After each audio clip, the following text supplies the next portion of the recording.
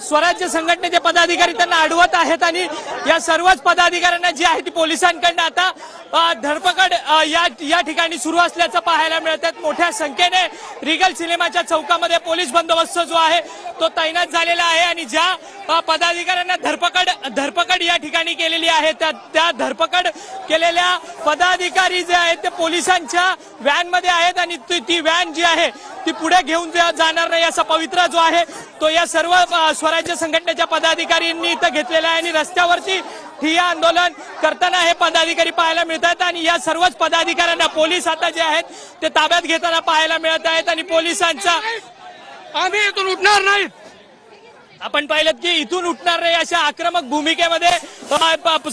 स्वराज्य संघटनेचे पदाधिकारी इथे बोलताना पाहायला मिळतात। दुसरीकडे मात्र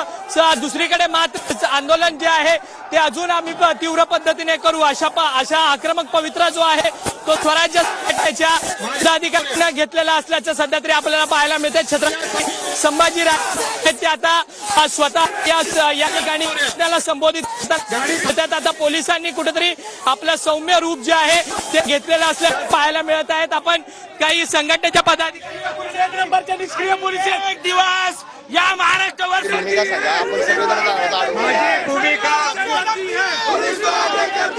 कोणी बोलू नका, माझी भूमिका आहे का